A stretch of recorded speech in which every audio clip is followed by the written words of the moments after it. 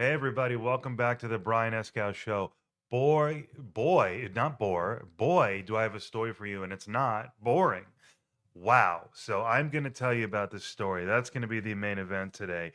But of course, I do have a couple, just a few, very quick, maybe 10 minutes, if that, a couple warm up topics along the way. One of them is Don Lemon. I want to talk about Don Lemon because I just forgot to.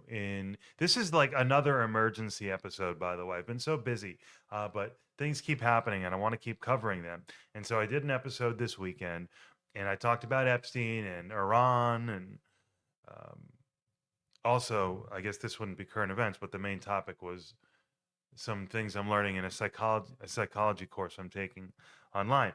But I've been covering as much as I can, trying to share my thoughts with you and connect with you and build this relationship and keep developing my political identity and my personal identity and all of that good stuff. And I so I really have been looking forward to covering the Don Lemon thing. That's an interesting way to put it. Let me rephrase it more accurately. I wanted to cover it on Friday or Saturday, whenever I did my thing, but I just forgot for whatever reason. So let me say a few words. I've already said more than I wanted to, and we haven't gotten anywhere. So this is off to a hell of a start. Welcome to the show where I talk in circles. No, I will say a few words about Don Lemon, but my overall point was I've been trying to connect with you as much as possible. So, okay, Don Lemon, let's rock. And the overall story that I've got to tell you, by the way, I don't know if I forgot if I mentioned this already, but the story is about an interview that I just had with someone who I cannot possibly publish. I'm burying it. So I'm going to tell you, I'm all fired up from it. So I'm going to tell you about that. But first, Don Lemon. This is one of those stories, the Don Lemon thing, where you go, at first glance, this feels like one of those things that you would prefer the Trump administration not be doing. That feels like a bit of a stretch. It feels a bit extreme. And it's like, I believe in you, Donald, and I'm a fan of yours now, and I'm on your side, but don't do this. Or he's still capable of making me cringe. I mean, of course. I mean, no doubt about it. But, you know, I like him. I'm a fan. So it seems like one of those things where you go, "Oh, what are you doing? A journalist? Even if it's Don Lemon, why are we making? First of all, why are we making Don Lemon make Lemon irrelevant again? Right? Like, what are we doing?" And I'm not being vicious. I'm just joking. Don. No, just being cute with it. But what are we doing going after Don Lemon? Acting as a journalist. This makes no sense. And the reason I wanted to talk about the story is because I can kind of give you a little flavor from my amateur law school experience. Remember, I did go to law school. I did pass the bar in California last year, but I'm not practicing and I have no plans to. But this is just kind of fun to kind of reach back into what you learn in law school and tie it into real world experience. So my understanding of the situation is they arrested Don Lemon, which kind of shocks the conscience a little bit, right? They arrested him on charges, a federal charge of like a conspiracy to obstruct the civil rights of another, something like that, right? And it's like a statute. It's kind of like plain. It's like that's the crime. Okay, well, shit, that's a crime. I guess overall you're going to have to say, well, is that going to hold up in court? Is that statute constitutional? That's a question. Putting that aside for a second, though, you're just thinking about what a conspiracy is, and did he do it, and did he commit the crime that's on the books? And conspiracy is kind of interesting. And without going into breaking it down into each element and telling you the difference between the model penal code and the California definition and it has to do with the mindset and whether, well, I guess here I go, but it has to do with, I forget which is which, but in one of the two jurisdictions, two guilty minds are required for the crime of conspiracy to have been perfected to have been completed, whereas in the other jurisdiction it's only the one guilty mind of the one person. attempting to commit a conspiracy for, and that comes into play where if like a criminal who's trying to conspire to do something conspires with an undercover cop, well, the undercover cop doesn't truly have the intent, the mens rea, it's called, to commit the crime. And without the mens rea, the actus rea, the act of the crime doesn't mean anything. Here we are going into criminal law 101. It's kind of fun, right? And the last wrinkle I can give you is that conspiracy is one of three what they call inchoate crimes. That's a fun word, but it's conspiracy, solicitation, and attempt. Attempted murder is a crime. And so what inchoate means is they're crimes that come to fruition before a separate target crime even happens. So, and there's like the merger doctrine, and attempt might be the only one that doesn't merge, or solicitation or something. But for most of them, for two out of three of them, the inchoate crime merges into the target crime once the target crime is achieved, completed. But nonetheless, you could still be found guilty of either of these three crimes, even if the target crime is not achieved, because a conspiracy, after all, I guess I didn't explain what it was. I guess I said it. Well, did I? If I didn't yet, a conspiracy is basically an agreement to commit an unlawful act, or an agreement to commit um, to achieve a lawful end by unlawful means. Committing a crime, agreeing to commit a crime with somebody else, basically. So, did Don Lemon, with the secret knowledge that he had, I don't know the story, but he knew, he was with the people, they had a plan, it was a secret. I'm here as a journalist. What the I didn't even I don't know. I saw a little bit of the footage, maybe 10 seconds, but so is it possible that Don Lemon conspired to violate did they violate the rights, the First Amendment rights, the civil rights? Yeah, it's like this is all tracking. Did they impede, accost, obstruct a prayer service? Is that a civil right? Oh, yeah, I think so. Okay, freedom of religion. Did he commit the crime? And if he committed the crime on paper, did Pam Bondi look at that and go, "Love it, perfect"? Throw the book at him. Fuck him. Not because it's necessarily right, or I'm not judging a right or wrong. I'm saying because you got Don Lemon on a crime. You damn right, And so that's so is it outrageous? It's novel. It's acknowledged by Harmeet Dillon, who I respect. She's like the head of the civil rights department of the Department of Justice. So, and I have nothing but respect for her based on all the work I've seen from her to date. And so she's supporting this. I saw a statement where she said she acknowledged that it's a novel use of uh, certain federal law, but so do I like a novel use going after Don Lemon? It does seem a bit extreme. Um, what is the reality here? I don't know. Um, I'd like to think we're not going after journalists. You know. Okay, that's my thoughts on the Don Lemon situation. Let me. Oh, I think I should skip this note. It's just too ridiculous. Okay, I'll say the note. I probably shouldn't. I'll skip the note. I'm skipping the note. And that's a decision because it would be funny. I think it would be funny, but it's just I don't know. It's not feeling right. It's not feeling right. We'll save it. In other words, scrap it. So we're scrapping that note in the same way that I'm scrapping the interview that I just had.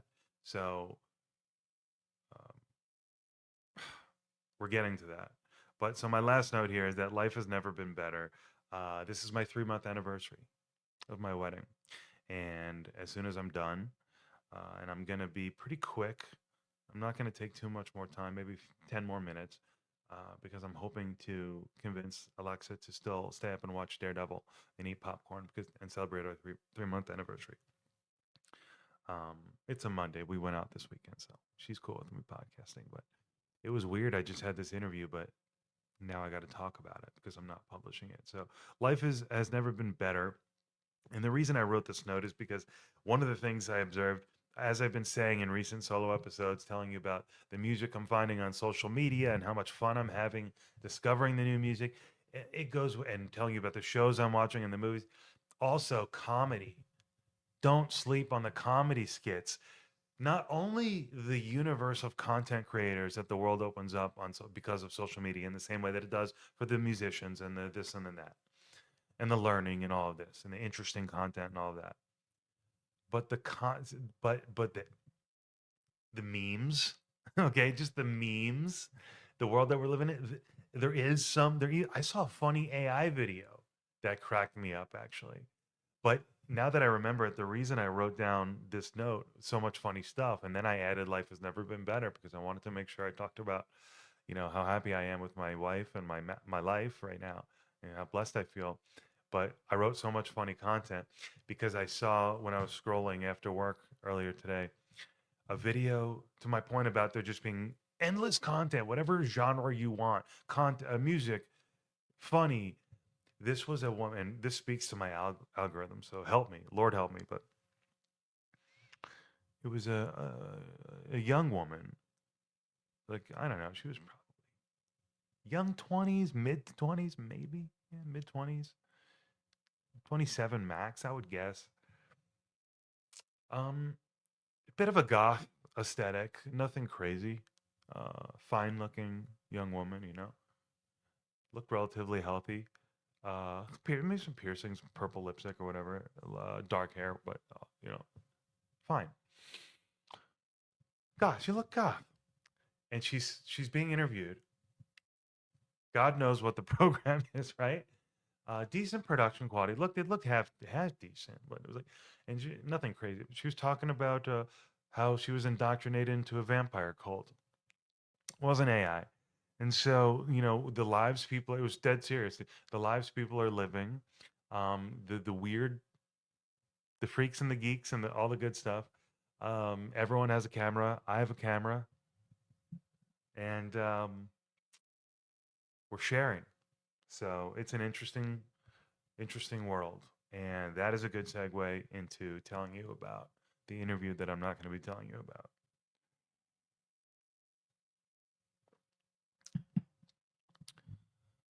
When this guy reached out to me a couple weeks ago, and I've been getting contacted, and I have been for years now, but more lately, um, um, by people, who want to talk to, have a chat on the podcast because I think, fortunately, I'm a little bit known. Um, Not known. Let me rephrase that. Um, I think I give off the vibe to people who come across my podcast that I'm open minded and willing to have uh, pretty much any conversation. And that's true. And so he writes to me, and I'm not going to be specific. That would defeat the entire purpose of.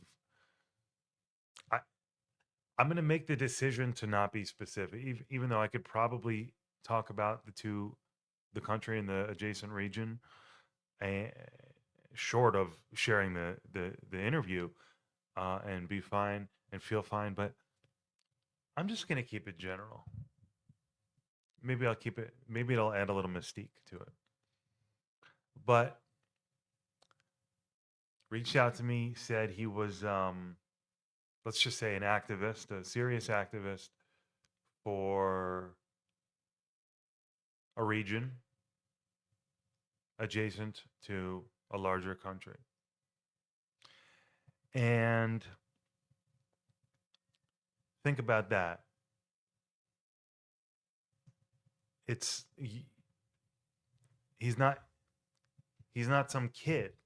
He's a serious activist in a region adjacent to a large country. And without adding more clarity to it than that, you can imagine what kind of political tensions might boil. And basically, we're talking about a people who are oppressed, uh, by all accounts. It's probably fair to say that a logical overview of the last 20 years, including recent history, that these people in this area have been getting the shaft. And I was hesitant because politics is real serious. It can get real serious real fast when you're talking about the power of the state in a government that in a country that's not the United States of America. Meddling, you know, I just even broaching the subject, it was like, man, I understand and feel the weight of the responsibility of, even if it's to two people, publishing something that is that sensitive, because there is a fine line between a freedom fighter and a terrorist. And don't misconstrue that, but apply it as appropriate in your imagination. And it's a risky thing to poke, to provoke, to entertain people who do poke and provoke larger entities comparatively to regions that have political differences, cultural differences, and so forth. It's a very real thing. We're safe in the United States, in so many ways. Now, we have a lot going on. We have a lot going on, and there's a lot to be said about this period in history. But hopefully, cross your fingers, 30,000-foot view, the American people are pretty insulated, even despite our blunders. And we've had our periods of colonization. We're still dealing with it. We're still dealing with it. We shouldn't be, because you've got these. Not all leftists are bad, and not all radical leftists are bad. Not all, but you do have some radical leftists who choose to wield critical race theory and other, I would say, toxic ideologies to divide to people, instead of just talking about solutions and what you want to do for the American people as a leftist. When you start dividing and being toxic and talking about decolonization, you realize, man, maybe we're not over these issues. And so these are, as I said to the guest, we had a great hour-long conversation. Said to him at the end, I go, history isn't always pretty, but this is history in real life, what's happening to your people. And it was an honor to host him. That narrows it down. That's a hint. No, I'm just kidding. It's a him. It's an honor to host him. Truly. I mean, this is a guy who puts his life on the line for his people, what he believes in. This is a true. It's such a shame that I don't feel comfortable publishing it. I don't feel comfortable publishing it because I don't want that smoke. If I publish this, not that it was so good. I mean, I thought it was decent. It was a decent episode for the Brian Escott show, no doubt about it. He's great. He was great. I'm not saying it was so amazing. I'm saying ultimately the content of it is extremely explosive. So, do I want to publish that episode, or do I want to travel the world freely and not worry about being on some country's list? This is an interesting moment of self-censorship. Self-censorship. Think about that. The ultimate form of censorship, right? The most insidious kind. And it's not even because, it's not because I fear my government. I think I would have a duty, if I felt scared to speak out about my government. I would hope that I would feel duty bound and would be a patriot. But this isn't my country. It's not my fight. Um, you know, do I want to be a? This is a guy who is considered a terrorist by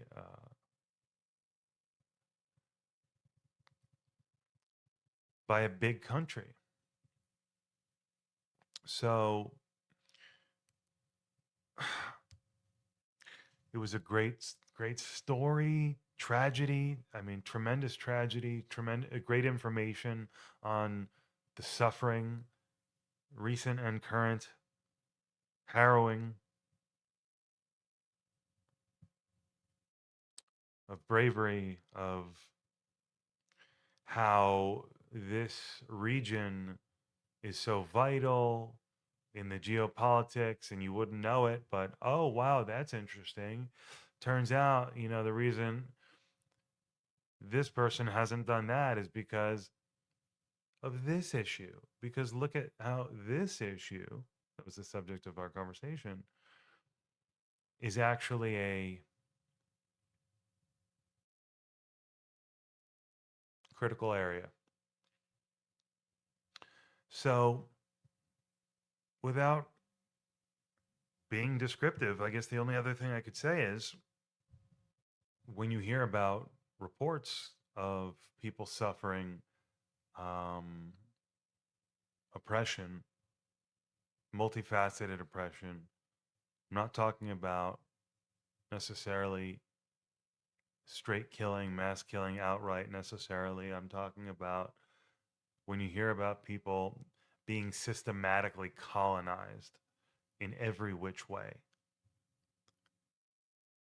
multidimensionally. Maybe take it from me that I heard a compelling testimony that it's happening and it's really sad. And it's history in motion. It's what do you do about that? Stronger force, weaker force, is it stronger, weaker?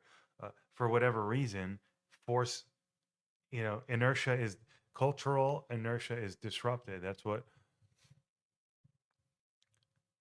conquest is.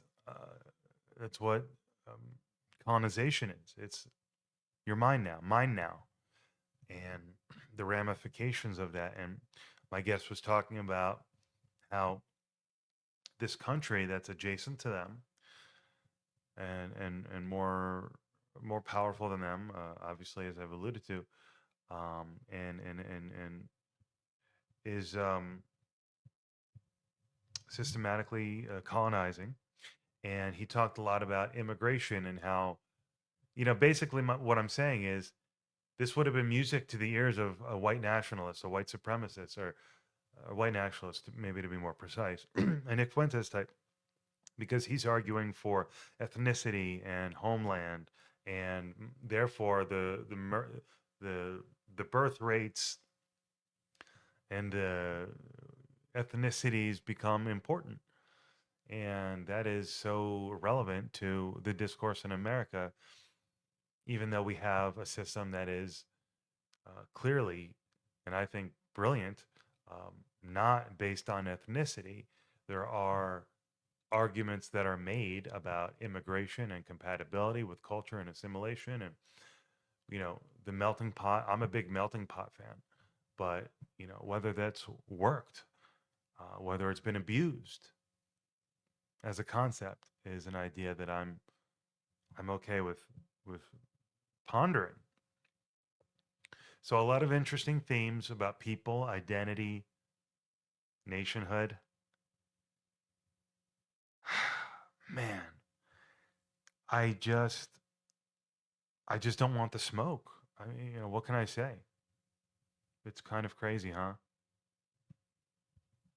But that's where we are. I'm ready to pick fights in America. I don't want no. That's what I really don't want to pick fights.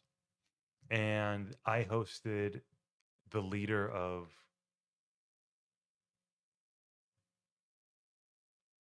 I don't want to even be more specific, but I hosted a very legitimate figurehead, and he's a fighter. literally, career wise, politically. So it's just not what I need. I'm about to have a kid probably right within 1 to 2 years. I'm happily newly married. I just want to live my life. I want to go to Sicily. Not that I'd be worried in Sicily, but I want to go live my life. So I don't want to pick fights in general. I'm not a fighter. I'm a defender. I like defending America. I like defending people who I think are bullied or unfairly treated. At times, that includes Trump himself, believe it or not, ironically, because he can, of course, be a bully himself, obviously. Um, but I like Trump. I'm a Trump fan. And so making sense of all that. But interesting themes that come up. Did I have a thought? A final thought about the guy that I hosted that I can't tell you about? Yeah, he's a fighter. Yeah, good. Almost lost my train of thought there. I know this is compelling stuff, so heaven forbid I lost my train of thought. What I was going to say is, I don't want to pick fights with anybody in America either, but I will talk to people. I will be not combative, but more interested in stirring it up and chopping it up and, you know, engaging in the discourse in my country. So just not ready to get involved. It's almost like being co-opted into the movement of your guest. And I don't want to do that. I don't want to be co opted. Even though he was great, it was great, it should be fine. But it's just too serious. And I'm a silly goof. And I don't want to be looking over my shoulder. So thank you for understanding.